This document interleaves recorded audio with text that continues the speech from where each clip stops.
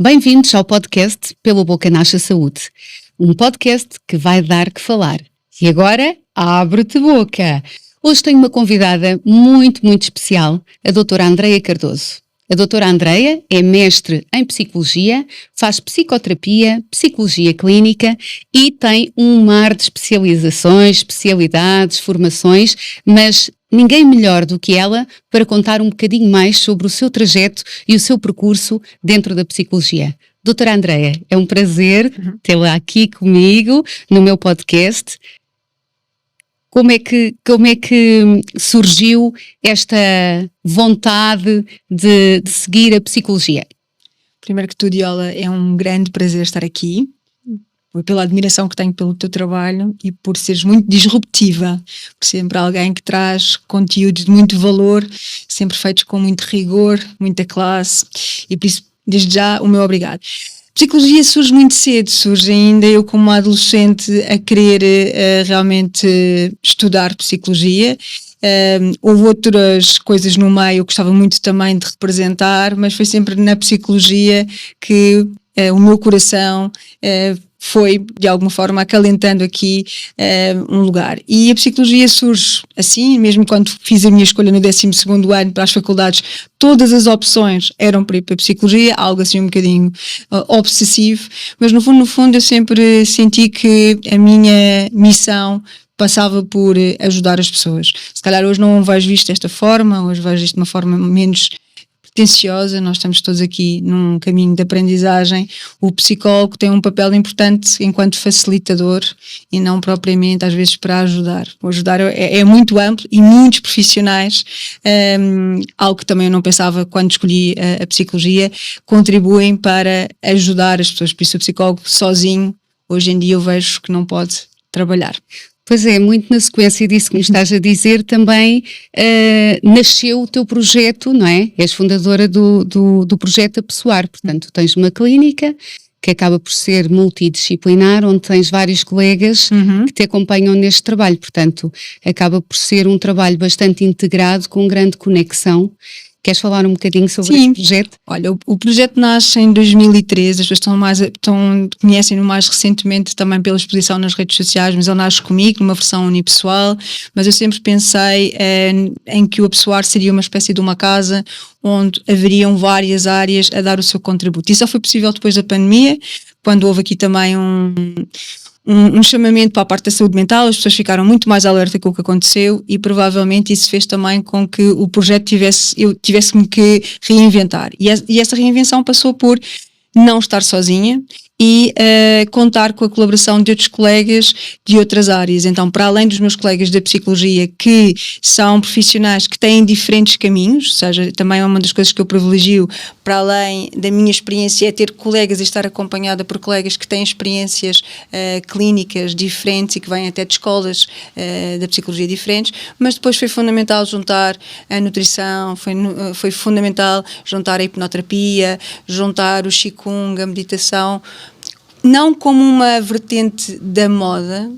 Tudo o que está no Apessoar passa também por ser e vir da minha própria experiência pessoal. Enquanto profissional de saúde, eu sempre tive a necessidade de investir no meu próprio caminho, por isso, para além da psicoterapia individual, fui procurando outros caminhos de desenvolvimento, de onde faz parte a meditação, o yoga, a alimentação consciente, e tentei transportar isso, mas eu enquanto profissional não posso dar resposta a tudo, então cada pessoa deve fazer o seu trabalho e a par deste núcleo que é fixo, depois também existe um conjunto de profissionais com os quais muitas das vezes nós vamos colaborando e vamos recomendando os nossos clientes para fora, por isso esta é a visão, é uma visão realmente quando chega lá alguém, há uma avaliação. Muita gente vem essencialmente ao Apessoar ainda pela Psicologia, ou seja, a porta de entrada para o caminho é a Psicologia e depois é na Psicologia que nós vamos fazendo este cruzamento, não é? E vamos tentando que as pessoas entendam que para mudarem, vão precisar aqui às vezes mais do que uma área. Eu sei que às vezes é um grande investimento, eu sou muito apologista da prevenção, tal como tu, a prevenção em saúde faz toda a diferença e isso requer tempo e requer aqui muitas das vezes articulação com outras áreas. Vou só dar um exemplo, muitas das vezes as pessoas não vêm com uma questão da nutrição, mas partir do desenvolvimento das sessões, eu consigo entender que aquela pessoa necessita do acompanhamento de uma nutricionista, que pode ser especializada, por exemplo, na área da oncologia ou na área das doenças imunes, como tenho uma colega, a doutora Inês, ou pode ser, por exemplo, a nossa colega que trabalha também em intestino, que trabalha na saúde da mulher, a Marlene. Por isso, de acordo também com a necessidade daquele cliente, eu oriento para aquela pessoa. Imagina que não há resposta numa pessoa, eu encaminho para fora. O nosso objetivo é efetivamente mais do que vender serviços, é que as pessoas sintam que têm um acompanhamento à sua medida. Portanto, um tratamento personalizado. Sim. Portanto, é isso que hoje em dia... Que é o que a evidência científica diz, não é? Claro, o que nós privilegiamos hoje é de facto que o nosso paciente fique satisfeito, não é? Que tenha um bom resultado, o resultado final é isso que interessa. Portanto, não é colocar os paninhos quentes e fazer um tratamento paliativo, Sim. mas começar do início, não é? Fazer a prevenção, e toda essa prevenção é super interessante. Tu também trabalhas em saúde emocional, doenças, relações. Como é que encaixas aqui esta temática da emoção? Porque tu sabes que eu também falo muito das emoções. Eu acho que todas as doenças têm uma fonte e origem emocional, portanto a parte emocional muitas vezes é a base de tudo isso. Como é que tu fazes aqui o teu paciente, como é que tu consegues trabalhá-lo aqui a nível emocional? Qual é que é aqui o teu... Esta relação do emocional, como é que tu fazes aqui na psicologia? Como é que tu trabalhas o teu paciente? Olha, para tentar chegar? Depende da forma como as pessoas, obviamente, o que é que elas trazem, e também que às vezes alguns fatores de personalidade. De algum modo, eu já criei um método ao longo destes anos todos que trabalho e que não me tenho dado muito mal. Ou seja, muitas das vezes as pessoas vêm aqui numa vertente mais... cognitiva, mais mental, e quando eu começo a perceber que vem muito para aí, eu normalmente faço algumas propostas que vão quase sempre para o corpo. Nem todas as pessoas muitas das vezes aderem a estas abordagens, mas habitualmente eu faço muitas das vezes alguns exercícios disruptivos. Estou-me a lembrar agora de um caso em particular, recente, uma pessoa que já tinha feito psicoterapia, estamos a falar de uma pessoa que já na casa dos 60 anos, uma mulher, vinha encaminhada pela psiquiatria, e foi muito interessante, porque eu percebi que não daria para explorar com ela muito, nem sequer a história de vida, ela não estava muito aberta a isso, e comecei essencialmente a ir para o corpo, para a respiração, para alguns exercícios de consciência corporal, e percebi que ela aderiu muito bem. Então, e eu fiquei altamente surpreendida. E ela, ao princípio, achou muito estranho as minhas propostas, porque ela já tinha feito trabalho em psicoterapia há alguns anos atrás. E como eu percebi que ela era muito sensível, então eu disse, então vamos ficar só no corpo e vamos ver o que é que acontece com a sua respiração, com fazer aqui alguns movimentos, aqui alguns exercícios de movimento, e ela ia percebendo que o estado dela mudava. Então, às páginas tantas, ela quase assim brincava e dizia assim: André, isto parece um bocado de bruxaria. Mas eu sei que não é? Ela assim, muito, assim, em dúvida. E eu disse, e eu estava a tentar explicar o que é que estava a acontecer. Primeiro que ela só estava a ganhar consciência no corpo, que era, okay. Ela tinha entrado e estava primeiro na cabeça. Quando nós parávamos e ela começava a ir para o corpo, ela realmente tinha uma grande adesão. O corpo relaxava, ou ela percebia aqui algum nível de desconforto. Comecei também, eu faço muitas vezes trabalho em Marquesa, que é um trabalho de relaxamento muscular, com visualização imagética, e isso ajuda com música ou sem música, dependendo aqui. Mas vai depender da pessoa que está à frente. E o que acontece é, eu misturo muito técnicas de respiração, consciência corporal, exercícios de imagética, para ir também avaliando o que é que as pessoas estão disponíveis. Pois. Pronto. Eu sinto que as pessoas estão cada vez mais despertas, não é? Mas ainda há muito estigma de... Eu não preciso de ir ao psicólogo, eu não estou maluco. Infelizmente, eu lembro-me de ter uma paciente, ela infelizmente já faleceu de cancro de mama, e a determinada altura eu sempre pensei que ela fazia psicoterapia, porque nós conversávamos imenso, e eu sempre pensei que ela fazia. E há uma das consultas que nós estávamos a ter, e eu perguntei, mas tem ido à consulta de psicologia, não tem? E ela, não, nunca fui. Eu fiquei chocada, eu disse, você não acredito que não tem, porque ela estava a ser acompanhada em Santa Maria, e tem também um programa que inclui a psicologia, e ela não foi a nenhuma sessão de psicologia.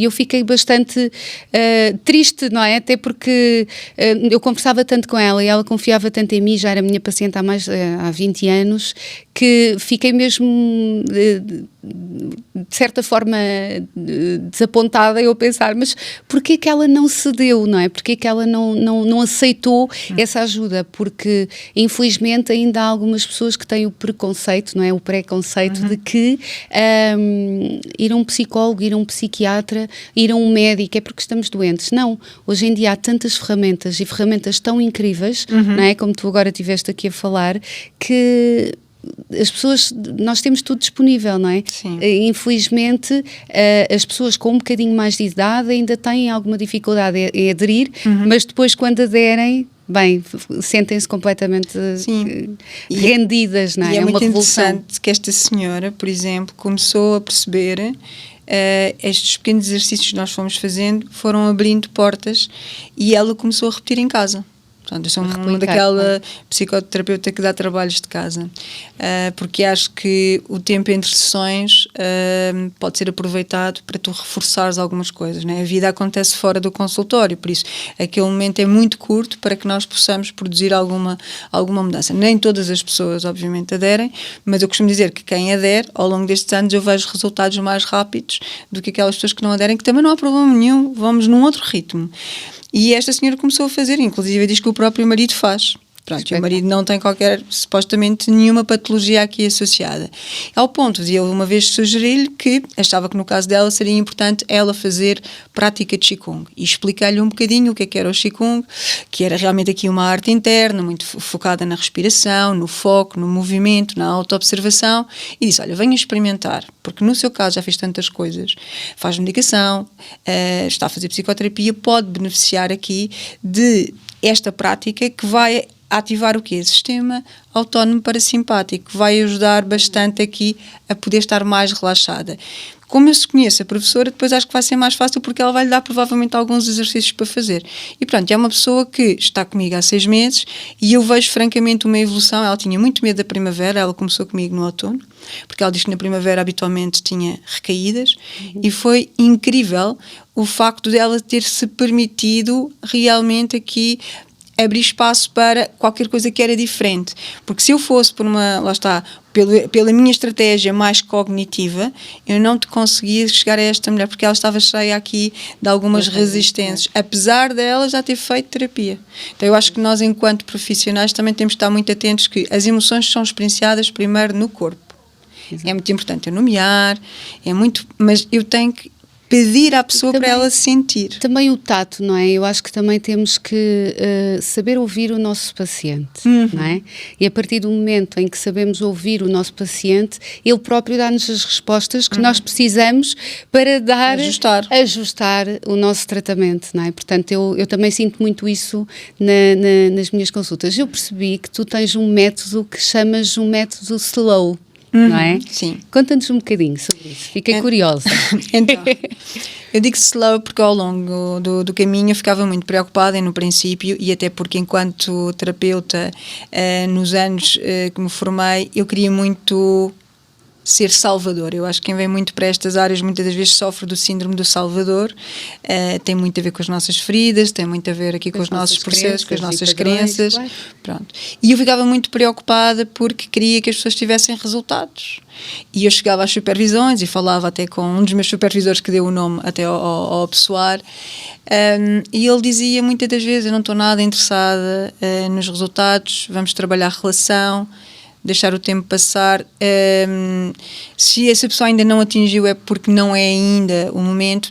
E ele tem um modelo que é um modelo de complementaridade paradigmática, que é assim um palavrão. Ele é o professor Branco Vasco, que muitos psicólogos tiveram a formação com ele, e ele ajuda-nos realmente a perceber que há um caminho que nós percorremos e eu habitualmente fui-me apercebendo, não é, com o passar dos anos, que as pessoas, aquilo tem 7 níveis e dentro de cada nível há subníveis, as pessoas vão fazendo esses níveis realmente ao seu próprio ritmo. Então eu comecei a não colocar pressão a mim própria de que aquela pessoa não está a dar resultados, ela está sempre a cair na mesma coisa, e perceber que o cair sempre na mesma coisa tem uma função. As pessoas não estão a repetir só por repetir, não é? Elas estão a repetir porque ainda, se calhar... Ganhos secundários, não é? Exato, há ganhos secundários, se calhar ainda aquilo cumpre alguma função, ainda não terminaram todo o processo, e então este método slow é para dizer que eu não... Essas pessoas estão à espera de ir a 2 ou 3 sessões ou a 6 sessões e ter as coisas resolvidas, não é para mim. Pronto.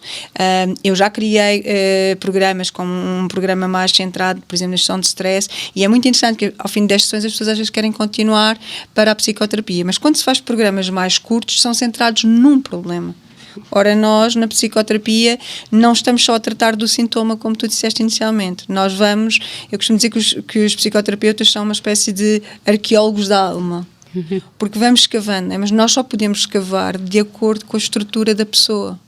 E por isso eu numa fase inicial avalio sempre as pessoas para perceber que estrutura é que tenho à minha frente, e digo logo, provavelmente vai haver alturas que não vai querer vir, provavelmente vai haver alturas que vai querer interromper o processo, porque eu consigo perceber através da avaliação o que é que realmente vou ter à frente, e a partir daí é através da relação que eu vou conseguir atingir, e eu fui percebendo que realmente demora tempo. Imagina, os meus primeiros pacientes eram essencialmente mulheres em regime de famílias monoparentais, e elas, por razões financeiras, só conseguiam frequentar em regime quinzenal. Eu percebi que demorava mais tempo, e eu tinha aprendido que as pessoas deviam ir à terapia semanalmente, 50 minutos. Eu criei na altura um modelo de 90 minutos quinzenal.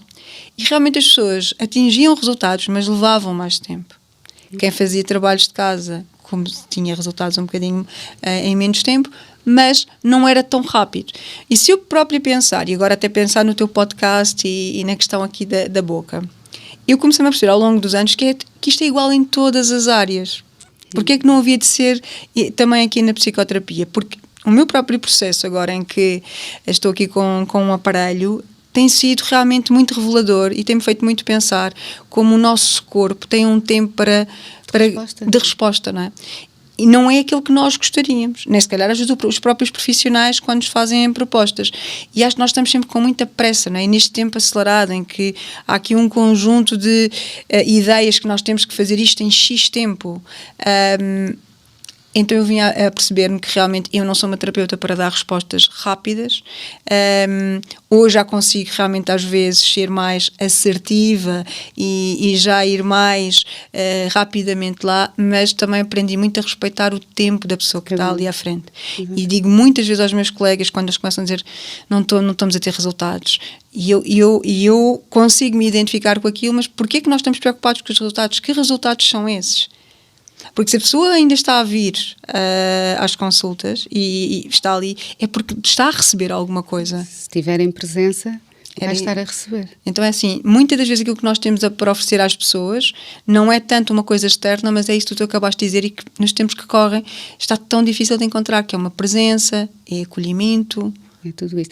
Tu há pouco falaste aqui de um tema que foi o Covid-19, não é? A pandemia, que curiosamente foi uma das alturas em que se detectou aqui mais se calhar esta pandemia associada à doença mental. Não é? Tu, por um lado, eu tenho aqui um caso interessante, engraçado, que tem a ver com o facto das pessoas começarem a usar a máscara e começarem a sentir o seu próprio hálito. Então eu comecei a ter muitos pacientes que me dizem: ai doutora, eu preciso de fazer uma limpeza, eu tenho andado com máscara e eu tenho notado que tenho mau hálito, não é? E é super engraçado como é que as coisas se tocam. Por um lado, também me comecei a perceber que as pessoas começaram a trabalhar mais em casa, o que fez com que não houvesse tanta preocupação do autocuidado, e começou a haver também muito desleixo, entre aspas, desleixo esta associação também já ali a tocar na doença mental. Eu recordo-me de uma paciente me ter dito que ficou muito mal após esse período, ao ponto de não saber se ia entrar para a banheira, se ia sair. Ela diz que só sabia, tinha que se ir ver ao espelho para ver se tinha o cabelo molhado. Ela só tinha noção que se tinha entrado para a banheira ou saído pelo cabelo molhado, portanto, ao ponto que nós chegamos.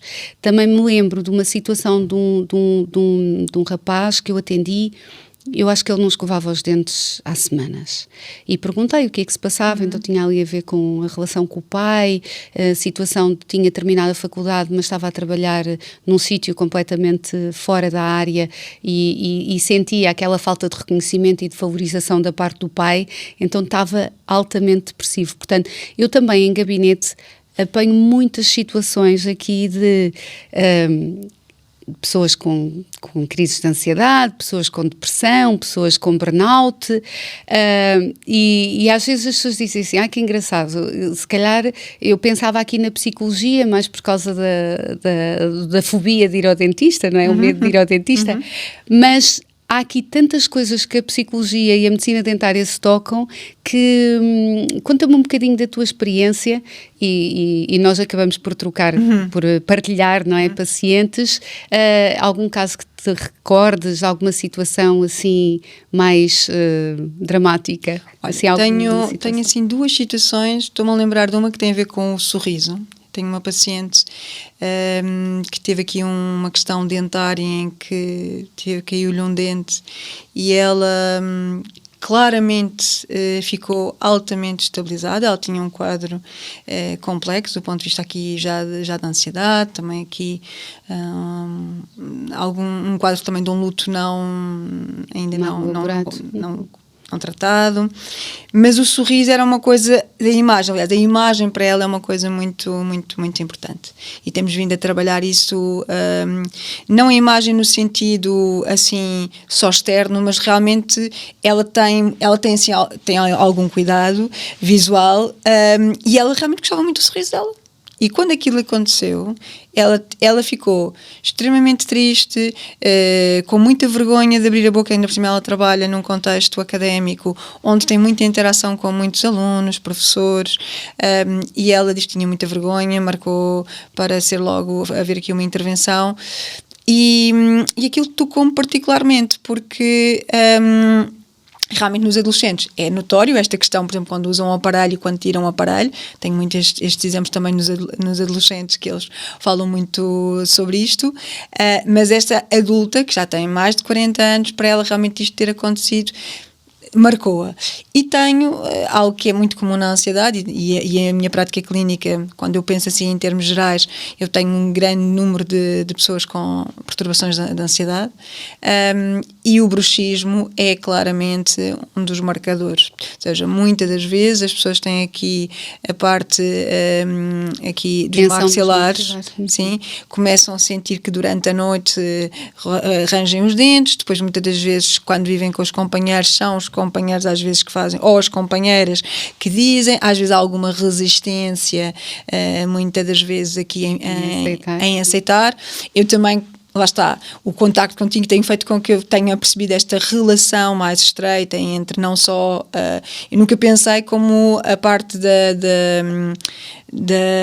uma boca pode ser o espelho das emoções, sim, não sim. é? Como a boca tem tanta coisa, não é? Porque se nós pensarmos é por aqui que entra uma série de coisas. Informação. Exato. E realmente as pessoas, sim, têm vergonha, e acho que há... Principalmente o que eu noto é, os pais investem muito, essencialmente aqui na parte da adolescência, vejo um maior cuidado na parte da adolescência. Nos adultos, infelizmente, eu não vejo tanto esse cuidado, isso piora com a ansiedade, nesta parte que às vezes eu lá está, ou aconselho ir ao dentista, ou muitas vezes a um osteopata que faça aqui, que seja especializado para fazer aqui manipulação, porque também acaba às vezes para avaliar, e às vezes é o osteopata que também encaminha, isto já não é comigo, tem que ser diretamente aqui com o dentista, mas parece-me que os adultos e os idosos não têm ainda os cuidados necessários na parte da saúde oral. Eu acho que isso também tem muito a ver com literacia, não é? Da saúde oral, e infelizmente, e também é um dos motivos deste podcast, é também vir trazer essa informação que muitas vezes é negligenciada e as pessoas acham, eu só vou quando doer. Não é? Infelizmente ainda temos este estigma de eu só vou ao dentista quando dói, não é? E quando dói, muitas vezes já está num caso tão avançado que já não há muitas soluções e já temos que partir para tratamentos mais invasivos, tratamentos mais diferenciados, sem ser uma rotina, não é? Que infelizmente. Mas efetivamente aquilo que tu dizes em relação ao bruxismo é a realidade. O bruxismo é um hábito parafuncional associado ao sono, mas o bruxismo é multifatorial, não é?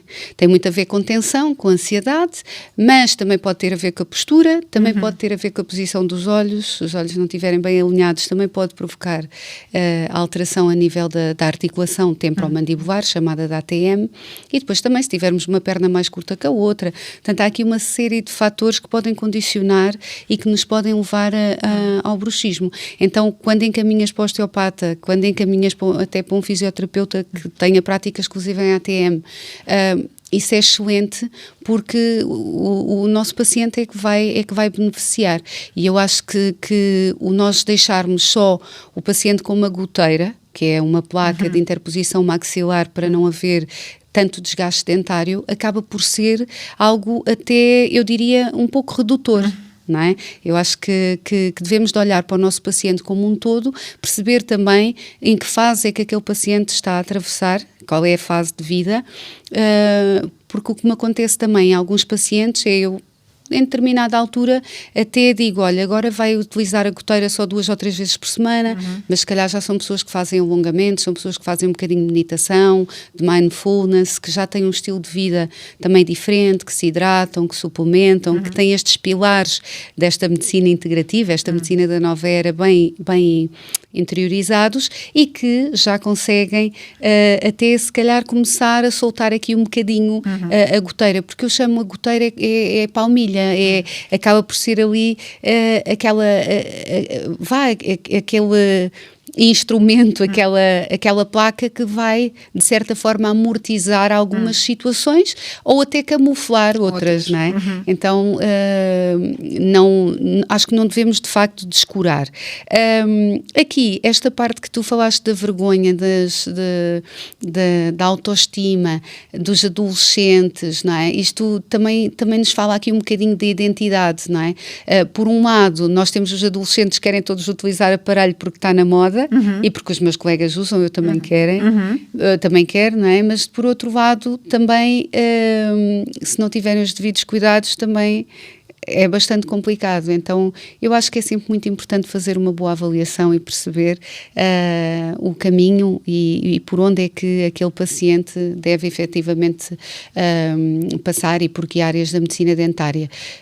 De facto, hoje em dia ninguém põe um aparelho só por estética, não é? Nós pomos um aparelho porque realmente o que tem acontecido é que, devido ao tipo de alimentação mais ultraprocessada, alimentos mais pastosos, a respiração mais oral, faz com que o palato fique mais estreito e muitas vezes as pessoas, hoje em dia, muitas vezes temos que recorrer a aparelhos para fazer uma expansão da maxila e para conseguirmos posicionar os dentes todos no seu devido lugar. Portanto, é de facto uma realidade hoje em dia. E o que é que tu nos contas sobre o medo de ir ao dentista? Isto... Eu ainda tenho alguns pacientes que têm receio de ir ao dentista, mas mais pacientes adultos. As crianças vêm com facilidade.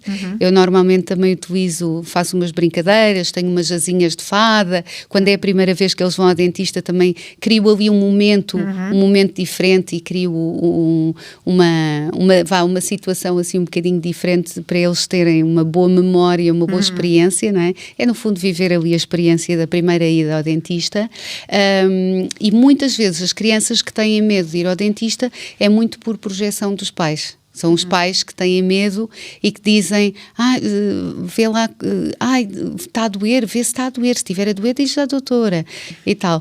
Tu já tiveste algum paciente que chegou à tua consulta e disse, olha, eu tenho pânico de ir ao dentista, como é que eu vou tentar ultrapassar isto? Sim. Já aconteceu? Sim, e uma das coisas que eu vejo são mais adultos do que propriamente realmente, quer os adolescentes, quer as crianças, mas eu não trabalho com crianças, mas os adultos é natural terem mais medo porque tem a ver com memórias, não é? Memórias de experiências, memórias implícitas que estão provavelmente aí guardadas, alguma má experiência que tiveram e que condiciona depois e que pode fazer com que realmente, eu lembro de uma paciente que dizia que tinha ido em criança, que não tinha corrido bem. Por exemplo, eu ouvi há uns anos histórias de que lhes arrancavam os dentes, ou seja, que hoje em dia não é um propriamente esse tipo, anestesia, coisas sim, assim. e que tinham tido muita dor e que isso fazia com que não quisessem voltar, não é? Lembro-me de ter aqui um adulto idoso, há uns anos, que já não ia ao dentista. Eu não te quero mentir, mas acho que assim, desde quase de criança, e quando foi ao dentista nós falámos em sessão e falei-lhe aqui um bocadinho da importância que havia de ele cuidar aqui da própria boca, porque ele também tinha aqui uma alimentação muito deficitária, e quando foi à dentista, a dentista disse, ai, que bom que vai, porque realmente tem aqui uma série de dentes para tratar. Era um homem que tinha tido assim, hábitos também tabágicos, mas ele vivia no campo e achava que aquilo não era propriamente necessário, como não tinha corrido bem, não tinha dor. Ele disse, isto não é preciso, estou farto de ir a médicos, como ele diz, eu tenho aqui o cartão do médico, agora tenho que ir mais a um médico, doutora. E eu disse, não, mas é assim, os dentes são muito importantes para o tipo de alimentação que até pode vir a comer, por isso não perder qualquer dente vai aqui ser muito importante também, porque ele era um homem extremamente magro, com muitos problemas mesmo em termos de se alimentar, não é? Ora comia, ora não comia, e a comida nem sempre era de qualidade, e tinha cáries, por exemplo, quando chegou tinha algumas cáries, e eu acho que estas experiências negativas é que condicionam as pessoas e podem fazê-las adiar uma ida regular, não é? Enquanto que hoje em dia eu vejo também que os profissionais na área da saúde oral têm muito cuidado com as crianças, criam assim ambientes, e tu disseste, não é? Que crias esse ambiente confortável, caloroso, e isso faz com que a criança veja aquilo como uma brincadeira. Os pais, muitas das vezes, ao falarem sobre a sua experiência às crianças, podem criar aqui uma questão de uma ansiedade antecipatória, que às vezes é pior do que propriamente a experiência em si. Eles estão muitas vezes a projetar a sua experiência na criança. E na criança é muitas das vezes só explicar o que é que nós vamos lá fazer, o nome da pessoa, onde é que é, o que é que a pessoa vai mais ou menos fazer, para que a criança tenha o contexto. Também não precisamos dar muita informação. É aquela que eles necessitarem. Vai ser também preventivo, não é? Não Sim. é irem já com 2 ou 3 cáries para tratar. Sim. Já me aconteceu de receber crianças de primeira vez que já tinham cáries profundas que tiveram que fazer desvitalizações. Portanto, claro que a experiência não foi fantástica. Ainda assim eu tento sempre que seja o mais tranquilo possível, mas acontece. Infelizmente ainda com toda a informação que temos ainda acontece. Sim. Infelizmente ainda acontece. E diz-me uma coisa, passando aqui um bocadinho pelo burnout. O burnout está um bocadinho na moda, não é? Então, olha, o burnout não é uma doença. Não é considerado uma doença. É uma síndrome que é composta aqui por 3 sintomas que pode levar à doença. Pronto, é essencialmente um estado que a Organização Mundial de Saúde considera, e também não é uma categoria psiquiátrica. Por isso é que é um estado que está associado à exaustão emocional, ou seja, as pessoas ficarem para além do cansaço. Não é um cansaço, porque eu, quando estou cansada, recupero. É um estado de fadiga persistente que eu não consigo recuperar, que depois vai ter uma implicação na parte emocional.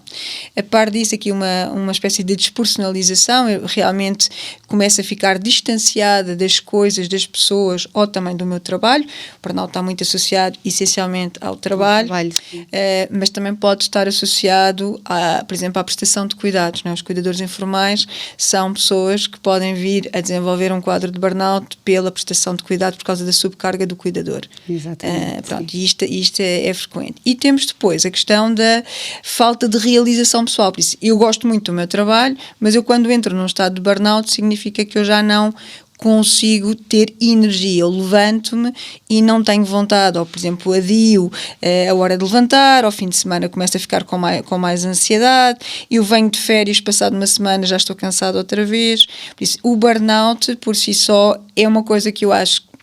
Não sei se está na moda, eu às vezes pensava que sim, mas acho que realmente tem muito a ver, e os dados dizem-nos isso. Em Portugal há um aumento muito significativo, e o que eu sinto é, nós falamos mais de burnout, então parece que está na moda, mas eu realmente, quando penso na minha prática clínica, quando eu comecei a trabalhar, eu não ouvia quando eu, há 10 anos para cá, comecei a ter muitas pessoas a procurarem por causa de burnout. Então eu acho que houve uma modificação nas condições de trabalho. Exato. E Portugal tem um problema relativamente aqui às condições de trabalho que são dadas às pessoas.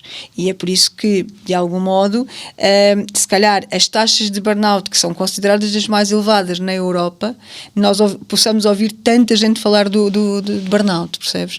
O burnout leva à doença. Claro. Porque leva o quê? À questão do stress crónico. O stress em si não é negativo, mas o stress crónico é negativo e leva à inflamação. E isto vai criar o quê? Uma desregulação em todo o corpo, que também pode chegar aqui à parte dentária. Claro, até porque nós podemos olhar para os hábitos de higiene oral como um indicador de Sem saúde, dúvida. de Eu saúde acho que se calhar tu mental também. consegues muitas vezes facilmente conseguir aqui perceber o que é que pode estar a passar com a pessoa, não é? E eu acho que as pessoas não associam, imagina, se forem ao dentista, se calhar esta é a última coisa que vão associar. Eu tenho muito stress, mas eu por acaso noto que os médicos às vezes perguntam, por exemplo, eu sou seguida em 2 sítios e eles perguntam se eu estou a dormir, quantas horas eu trabalho. Por isso eu acho que também há da parte da saúde oral já também uma consciência, e acho que se houver este treino, cada vez mais os próprios pacientes vão entender que isto está tudo ligado, não é? Ou seja, eu para ter uma boa saúde oral eu vou precisar aqui de um estilo de vida saudável, que passa por comer bem, dormir, hidratar-me, alongar-me. E eu acho que hoje em dia está-se a falar mais, mas porque efetivamente há mais casos. Mesmo em psiquiatria, os colegas com os quais eu trabalho têm cada vez mais queixas. E acho que as pessoas também começam a ficar um bocadinho mais atentas. Sim, de qualquer forma também sabemos que alguns tipos de medicação também trazem secura de boca, que depois por sua vez pode levar a aftas, pode levar a um aumento do índice cariogénico. Portanto há aqui uma série de fatores que depois vão escalando, não é? Acabam por ir escalando. E para quem nos está a ouvir e sente que a sua relação com a saúde oral não está no melhor momento, qual é que seria o primeiro passo? Olha, eu acho que, na minha opinião, seria realmente consultar aqui alguém para fazer uma primeira consulta e perceber aqui um bocadinho, não é? O que é que precisa naquele momento. Porque é aquela ideia que nós falávamos no início sobre a prevenção. Se eu for fazer uma primeira consulta e a pessoa tiver à frente um profissional que me avalia e que pode, de alguma maneira, dizer-me o que é que eu preciso e que caminho é que eu vou percorrer, isso pode me ajudar a realmente, e o cérebro gosta disso, gosta de ter uma orientação, qual é que é o caminho que eu tenho que percorrer, quanto tempo é que eu se calhar vou ter que gastar, que investimento é que eu vou ter que vou fazer, mas também quais é que são os benefícios que eu vou colher deste investimento, não é? Porque eu acho que depois passa muito por nós, que eu também se for ao dentista ele vai-me dar provavelmente aqui algumas sugestões de eu raspar a língua, de eu escovar os dentes, de eu me hidratar, e depois cabe também, o profissional vai dizer uma coisa, passa a responsabilidade para a pessoa poder adotar, e eu digo que não é preciso fazer tudo ao mesmo tempo, mas se calhar dar só o primeiro passo. Se eu não vou há mais de um ano a um dentista ou 2, se calhar o primeiro passo é ir marcar uma consulta para saber o estado em que eu estou e qual é que é o caminho que eu tenho que aqui percorrer. É porque às vezes precisam fazer uma destartarização simples ou tratar uma cárie pequena e muitas vezes deixam as coisas arrastar desnecessariamente. E eu acho que nada melhor do que fazer uma boa avaliação para ter um melhor resultado. E se tivesses que dar um conselho simples para melhorar não só a saúde oral, mas também a relação connosco próprios, qual é que seria? Em termos assim de orientação, eu diria que acho que é importante assim, alguns gestos, as pessoas terem assim, alguns rituais. Acho que num modo de vida que temos muito acelerado, as pessoas vão dizer que há sempre falta de tempo, mas também acho que é uma questão de priorizar. Né? E a nossa saúde e o nosso corpo foi aquilo que nós temos e que vamos ter até ao último dia que vamos respirar. Veículo, é o nosso veículo. E por isso eu costumo dizer que temos que cuidar muito do corpo, porque o corpo é realmente a nossa casa e é uma espécie de um templo que nós precisamos de cuidar. Nós, quando vamos a um templo, nós vemos o templo que está bonito, está organizado, e isso é o que nós temos que fazer com o nosso corpo, não do ponto de vista só estético, mas do ponto de vista realmente do cuidado interno. Então passa, sei lá, eu digo sempre muitas vezes isto, como é que eu inicio o meu dia? Não levantar logo da cama, e pensar como é que vai ser hoje o meu dia de acordo com a energia que eu tenho. A escolha dos alimentos que nós vamos comer é uma forma também de amor, é uma forma também de nós cuidarmos aqui da saúde. As pessoas pelas quais que eu me rodeio, super importante para a nossa saúde a todos os níveis. A qualidade da água que eu ingiro, o sono, que é fundamental. Ou seja, se eu não quiser pensar em muitas coisas, pelo menos alimentação, respiração, sono e movimento, eu acho que seriam 4 coisas a incluir na rotina, mas lá está, de acordo com a possibilidade das pessoas. E esta coisa também de não esquecer, ir marcando ao longo do ano rastreios, não é? Nós temos um automóvel, temos que ir de X em X tempo à oficina. Exatamente. E esquecemos de fazer isso com o nosso corpo, que é o nosso veículo. Então, sim, se calhar eu tenho que ir ao dentista 1, 2 vezes ao ano. E isso já vai servir para que eu vá mantendo aqui os níveis de saúde oral. Eu digo sempre que a boca devia ter um conta-quilómetros. Acho uma excelente metáfora. Sim, claro. E é por aqui que entra tudo, não é? E também há uma máxima que eu gosto de dizer, que é: se o corpo é o nosso templo, a boca é a porta da casa, não é? Sim, é a porta do templo. E então, muitas vezes esquecemos aqui, pomos a boca um bocadinho distanciada do resto do corpo. Então, acho que trouxemos aqui bastante informação, não é? Para as pessoas terem a consciência de que, de facto, a saúde oral é muito importante. É mesmo Deixa-me muito só importante. cortar uma coisa que eu gosto de dizer, que acho que é fundamental, que é, nós comunicamos não só através da boca, não é? Mesmo quando não falamos, estamos a comunicar, mas a boca é um veículo particularmente importante para comunicar. Então, se eu tiver também aqui a minha boca tratada, também a mensagem vai ser melhor acolhida. Então, a pensar isto a todos os níveis, não é? Nós somos sempre comunicação, estamos sempre a transmitir comunicação mesmo não falando, por isso a saúde pode estar exatamente através disso, não é? Através do meu sorriso, através da minha postura, e acho que esta parte que tu disseste, não é? A boca como a porta do templo, é importante não descurar dela. É verdade. Então, e onde é que as pessoas te podem encontrar e acompanhar o teu trabalho? Já nos falaste do teu projeto Apessoar, que é uma clínica, não é? Aqui no centro da Almada. Fala-nos um bocadinho. Podem nos acompanhar através das redes sociais, seja no Instagram, nós temos a página do Apessoar, onde podem encontrar diversos conteúdos que são produzidos por toda a equipa, ou seja, desde a equipa de psicólogos, da nutrição, meditação, qigong, hipnoterapia. Por isso temos vários conteúdos, desde lives, livros, sugestões para crianças, adultos, pais, adolescentes, e podem também visitar o nosso site, onde aí ficam com uma maior informação mais institucional para perceberem um bocadinho o tipo de trabalho. Nós somos uma equipa, lá está, com experiência alargada, também em termos de faixas etárias muito diferentes, pessoas mais jovens, pessoas mais velhas, e também temos um espaço bastante informal, por isso é bastante fácil chegar até nós, não temos um contacto direto, mas não se assustem, mandando mensagem, há sempre resposta, e nós estamos lá disponíveis. É verdade, também vi que fazias apoio a uma associação Sim. A Associação Portuguesa contra a Leucemia. Sim, eu trabalho com a APCL já há 5 anos, enquanto psicóloga voluntária, vou colaborando com eles. A APCL faz um trabalho incrível na área dos cancros hemato-oncológicos, ou seja, os chamados cancros de sangue, as leucemias, os linfomas, o mieloma múltiplo, e é uma associação que trabalha muito na psicoeducação, com profissionais de diferentes áreas. Tem um trabalho muito, neste momento, sustentado aqui na área da psicologia, comigo e com mais 2 colegas. Nós fazemos apoio em grupo, que é uma coisa bastante inovadora, o suporte de grupo de apoio emocional, quer para doentes com linfomas e leucemias, quer para mieloma múltiplo. E é realmente uma mais-valia, porque muitas das vezes as pessoas não conseguem encontrar uma resposta assim tão atempada, e é durante um período bastante prolongado. E a par disso, o acompanhamento individual, aqui mais direcionado para a psico-oncologia, por isso o trabalho aqui é mais especializado, não é um trabalho tão prolongado no tempo, é mais curtinho, porque também é muito orientado para as necessidades que as pessoas estão ali a passar naquela altura.